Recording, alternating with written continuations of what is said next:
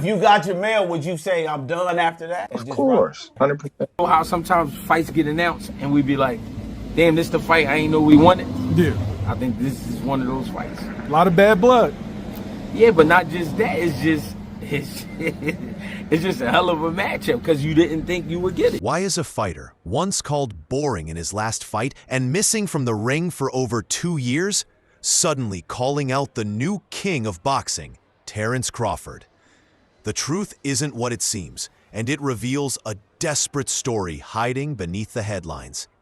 Jermell Charlo has returned, louder than ever, shaking up the boxing world once again. He's out there declaring, "I want smoke with Crawford," and says it would be an honor just to share the ring with him. I want all the smoke. I want smoke with Crawford. I want all the smoke. Give me the best. I'm in shape. I train. My lifestyle is on the move. Everything is great. So why the would I want the best, man? What y'all talking about, dog? I don't got time to be playing with none of these people with these promotionals and all of these. I'm with the old school boxing. If they gave me an offer for Crawford, and me and Crawford, I talked to him one time. I'm excited. I'm so. It'll be an honor to get in the ring with him, not just today, just because of what he done as becoming undisputed. He completed something that I didn't complete, and so being in the ring with Crawford would be amazing. I give him the best fight of today's era. I don't think that there's no other fight out there in the boxing world for Crawford to make right now. The best fight really would be me. The best fight with Boots is me.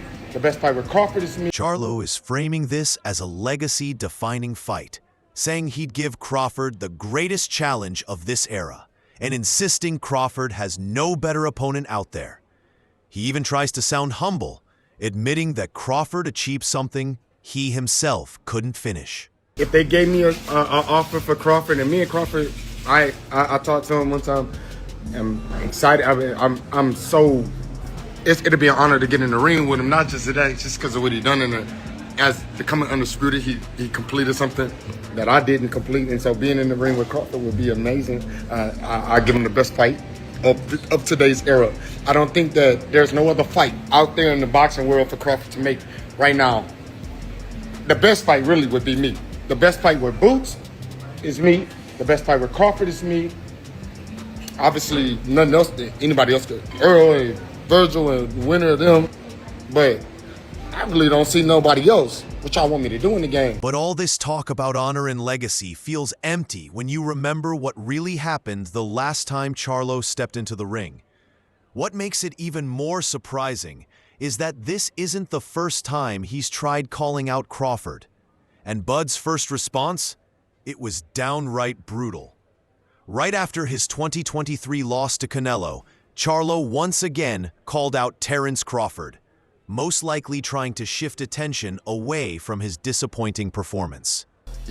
Terence Crawford could be on a radar. I think he already probably been on Twitter, like lip wrestling with the internet, just to get some clout, some fans, and it's fine, but he's a champion, and maybe I'll talk a little bit more because that's what y'all want from me, because Terence Crawford been talking so they're gonna bring out a different animal in me, but I don't know which animal.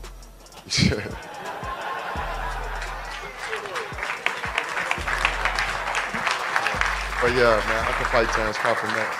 Let's rewind to September 2023.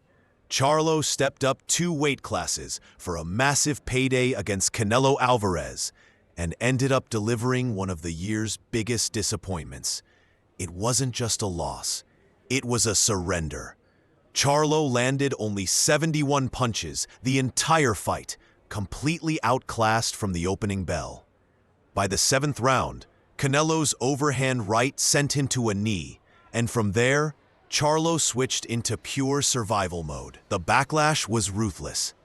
Hall of Famer Paulie Malignaggi said Charlo showed up for a check, fighting like someone more afraid to get hurt than hungry to win. The Sporting News tore him apart too, calling the performance lifeless and unwilling to engage. How do you respond to him intentionally saying your name wrong? Because he said Zoo and then he changed you know it what? to I Zoo. think he's that illiterate that he can't speak properly. You know, like I don't think he can. Yeah, he just. I don't know. Like you can make him try say that word and zoom, but he can't say it. Poor bloke. A fight where Charlo's only goal seemed to be survival. Since then, he's been completely inactive, disappearing from the sport. The general consensus? Charlo never really stood a chance, not because he lacked skill, but because he was fighting against physics itself. As Sugar Ray Leonard said bluntly, there are weight classes for a reason. Weight classes for a reason, Ray. It looked like Charlo really couldn't get off tonight against Canelo. What did you think about it? You know what? Styles make fights. That was, you know, hey, I appreciate the fight. I appreciate it. Hall of Fame trainer Roy Jones Jr. broke it down even further, explaining that Canelo fought exactly the kind of fight he was supposed to. The power he showed, you know, he fought the proper fight for the proper opponent. When you fight a guy coming up 2 weight classes, you're supposed to bully him. If he'd have fought Floyd Mayweather that way back in the day, we'd have saw a much better fight. But he didn't, but he's learned now, and that shows you that he's improved, and he understands boxing more now, because he's bullied the smaller guy, which is what you're supposed to. Commentator Al Bernstein pointed out that while Charlo did manage to land a few solid shots, they simply didn't have the power to hurt Canelo. You can't box perfectly every second, and it's hard to hurt him. You know, Canelo, Jermell Charlo landed some really good punches, but they just weren't enough to hurt him. So I expected them to battle for undisputed. I expected, you know, a little small wage war, but it didn't happen. You feel me? Anticlimactic is what I would call it, because I just think Charlo realized early on that this wasn't where I was supposed to be, with this type of power, with this type of strength. So he kind of survived and made it to the end of the fight. The general belief was that Charlo, though an elite fighter at 154, was simply out of his depth, physically unable to earn the respect of a legendary powerhouse like Canelo at 168. I thought it was about as good as it gets. I thought that was a tremendous all-around demonstration of what makes Canelo Alvarez the greatest fighter of the generation.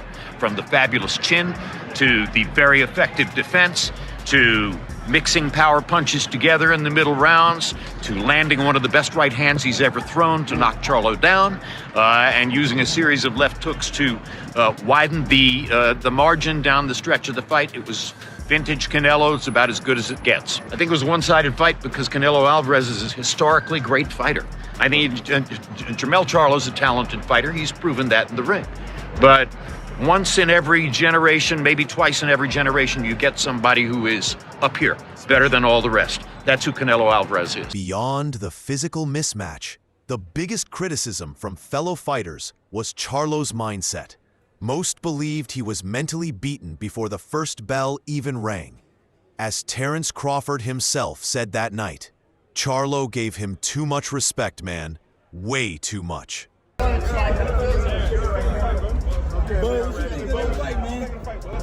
Charlo gave him too much respect, man.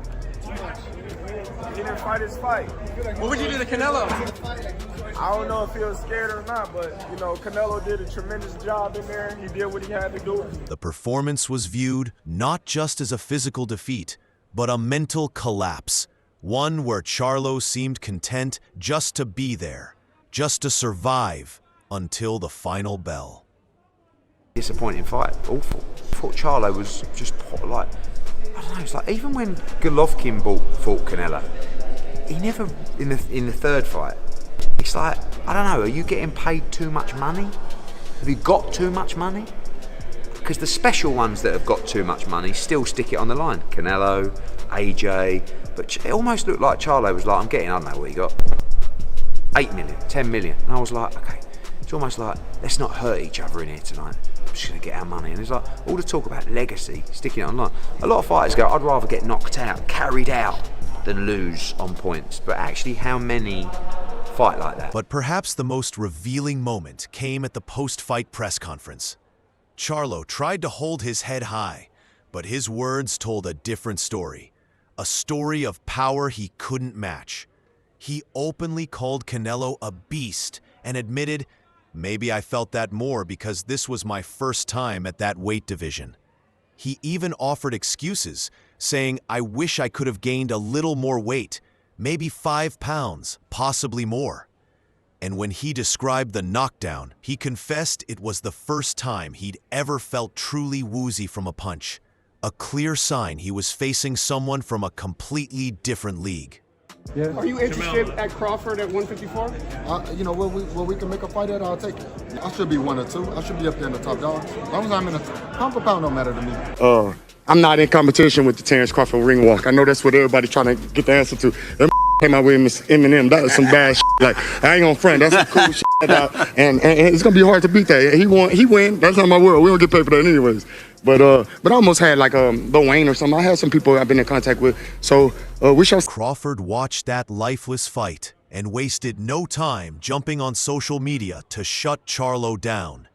His response was cold, sharp, and left no room for doubt. Sad, he posted, didn't even try to win. All you did was try to survive. You should be ashamed of yourself. He didn't stop there. He doubled down, adding, okay, y'all, I'm over at Twin Charlo. He's no longer on my hit list. He went out there and laid down and let Canelo spank him like he was his daddy with no type of resistance. But Crawford's ultimate slap in the face didn't come through words. It came through action. He didn't just talk. He went out and did exactly what Charlo couldn't.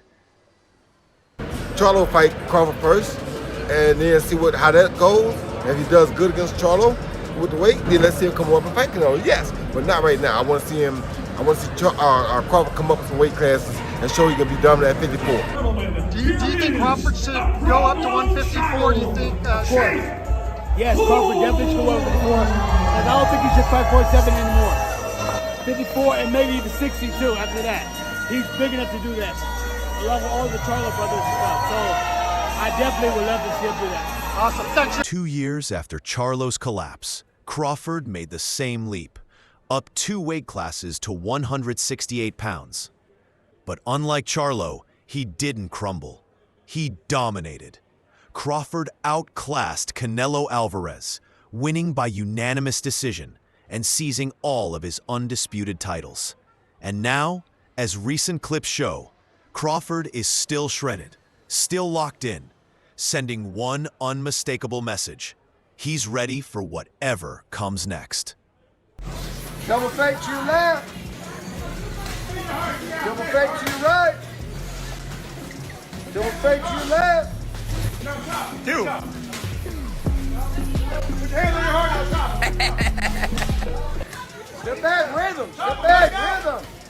Rhythm, y'all. Still got some abs. Double fake, double fake. So, as you see, the pound for pound king, the undefeated 5-division world champion, the 3-division undisputed world champion, superstar boxer, first ballot Hall of Famer once he retires, Terence Bud Crawford, is still jacked and still in shape and sending a warning and letting the world know, I still got abs, I'm still in shape. He didn't just beat the man Charlo lost to. He did it with absolute dominance. The Bud, I think a lot of people took credit away from a lot of his wins. Like, I feel like when they kept throwing it out there that he didn't fight nobody. Well, he did. I disagree with that. Look, anybody you get in the ring with is a chance no. you can lose. He didn't fight nobody that was on that level. That's what we saying. So he fought somebody. But come on, bro. I think he fought people. Victor Postal. That's a bad name. That ain't a good. That ain't a. During that time, in order to say, I'm saying during that time when he fought him. He was overhyped. He was overhyped? What? He had Victor Postal is like this. What's that you know dude you that talk was to a punching boxer, hard? right? Yeah, I'm Okay. a boxer. Victor Postal's like this. A lot of people couldn't deal with that. A lot of people can't deal with that style. A lot of people can't deal with that style. Can't deal with that. Come on, a lot man. of people can't deal with that boxing style. He's jumping up in the air. He's a boxer, know how to use his range and his distance. A lot of people can't deal with that. That means the last 3 faces of the sport of boxing will have all retired undefeated. Floyd Mayweather, 50 wins, no loss, no draw, 27 wins by way of knockout. Andre S.O.G. Ward, 2-division champion, Olympic gold medalist, Hall of Famer, 32 wins, no loss, no draw, 16 wins by way of knockout, undefeated. Terence Crawford, that would make him 43 wins, no loss, no draw, 31 wins at least by way of knockout. undisputed, and the face of boxing. Historic. With Crawford now sitting on the throne at 168, his options are limitless. But Charlo isn't just calling out Crawford, he's also aiming at another monster. And that's where his entire game plan starts to unravel. In his latest media run, Charlo called out the most feared man at 154 pounds, the undefeated knockout artist Jaron "Boots" Ennis. I think Boots is a great fighter, but I'd give him all the problems in the world, because styles make fights. A bold claim, especially coming from a fighter who's been inactive for years. I think Boots is a great fight, though. I'll give Boots all the problems in the world. He's a great fighter.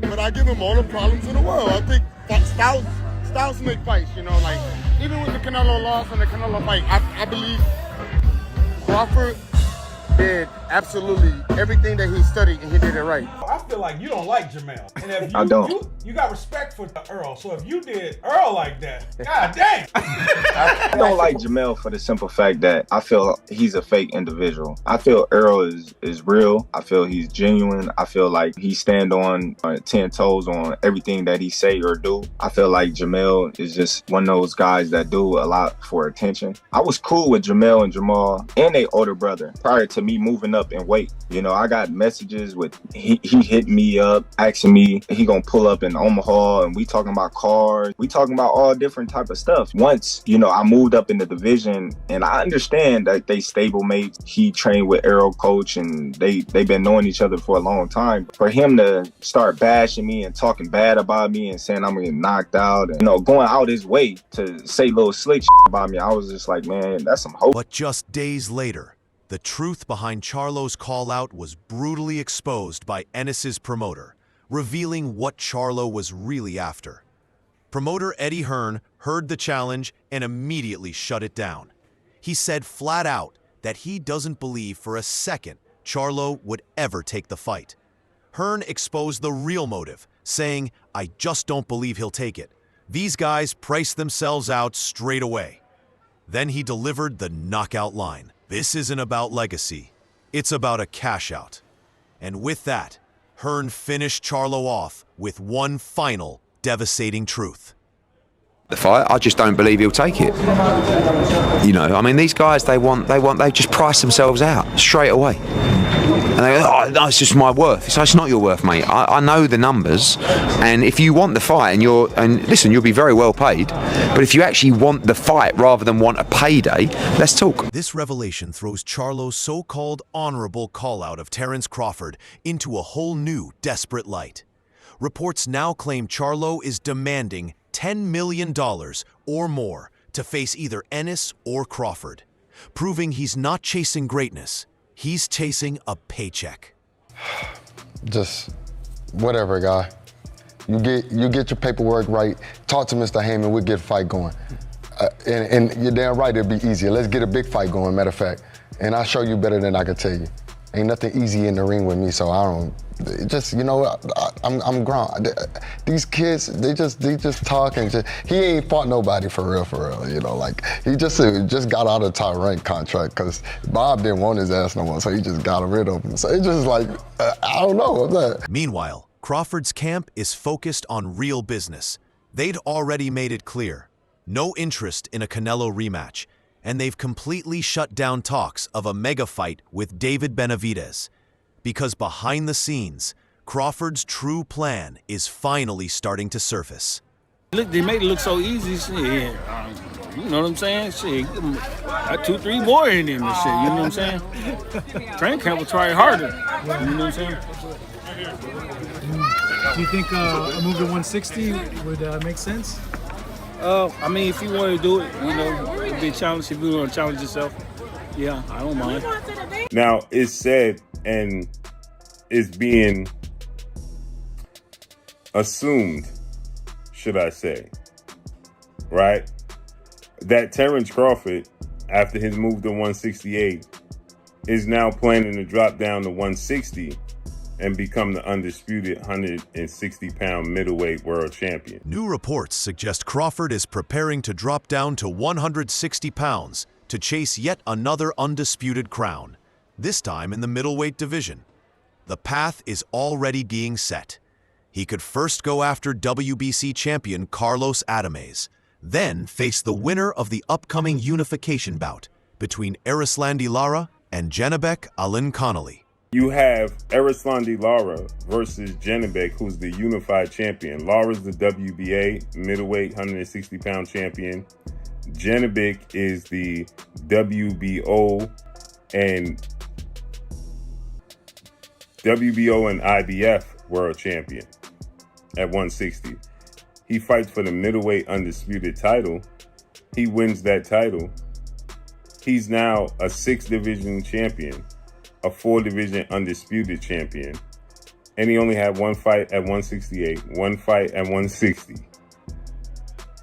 Got all knockouts at 147. That's historic. That's historic. And he's 39. He retires and walk off in the sunset. Same age Floyd Mayweather was. Crawford is aiming to become a 6-division world champion and a 4-division undisputed king. A historic feat that has nothing to do with Jermell Charlo. So what's Crawford's real response to Charlo's latest plea? Somewhat true. It's somewhat true because he definitely a bigger name than all the guys at 160. I mean, Janibek, Lara, and Adames. He definitely a bigger name. And it's just an intriguing fight. And the fact that Bud did what he did, to Canelo, and Charlo looked the way he looked against Canelo, makes it an even more intriguing fight, because is it something we don't know about Jermell, or something we saw that we like, Jermell's a chump? Or is Bud just that good? You know what I'm saying? Now, if they fight each other, is that same aura going to come out that Charlo had with Canelo? Is that going to come out with Bud, or is he going to fight? That Charlo put it in the air, I think it's definitely realistic, and I think it's one of those fights. Bud may say, what's the point of me fighting him? But it's another body with a name. You know what I'm saying? Some of the names you can wipe away, and there's some names that's in stone. Charlo is in stone. So there's only one way to break up stone. You gotta get a jackhammer or some shit. You feel me? Crawford doesn't even need to respond this time. His actions speak louder than any words. Beating Canelo, staying in peak shape, and already mapping out his next legacy move at 160 pounds. Fight one of the Charlo brothers. That's true, or both of them. Yeah, man. Is that still real? He's a groupie. You know what I mean? Like, talk your shit, bud. I just feel like ever since I moved, and they was cool. You know what I mean? I'm still cool with Jermell. Jermell's still cool people, but Jermell, like, dude, just like weird. Like, he always angry. He always yelling. He always, you know, doing some off the wall psycho type stuff. But what is it between y'all two? How did that happen? That's what I'm about to tell you. Okay. You know, when I moved up in weight, and soon as I called out Spence and my name was being involved in Spence, he act like that was his fiance or something. You know, he felt as if Earl couldn't speak for himself. He was, Earl Spence to do this, Earl Spence to do that, and you too little, and Lions, and it's Texas. And he already crossed Charlo off his hit list back in 2023. Now, Crawford's busy building his own legacy, while Charlo stands on the outside, exposed and chasing one last paycheck. Jermell Charlo thinks he would give Terence Bud Crawford the best fight of today's era. Listen, I'm all for confidence, but let me make this very clear. Jermell Charlo and Terence Bud Crawford would not go over really well. Sure, the build-up process would be funny. Sure, it might be entertaining, but Terence Bud Crawford will put a whooping on Jermell Charlo so badly. Love of God, please, no rematch. Move on. 160-pound Charlo next. Big fight in Omaha, then retire. Thoughts? Nah, man. I mean, when he said I probably moved down to 160 last night, I almost vomited. What is there? We was already telling Johnny Bet, Carlos Adames, Charlo, there's nothing there. Now, I get it. He's the money man now, so he can go there, but like, because he's the money man, is the Charlo fight all of a sudden that much bigger? No, like, big Charlo, we don't think he's like he's not who he used to be right now. He's still going through his things, and he hasn't fully came back 100%. Then his brother's been out 800 days. Like, do we really want Crawford to fight either of those guys? That's all for today's video. If you enjoyed it, make sure to hit that like button, subscribe, and tap the bell icon so you never miss what's coming next. And don't forget to drop your thoughts in the comments below. Stay tuned, and we'll see you in the next one.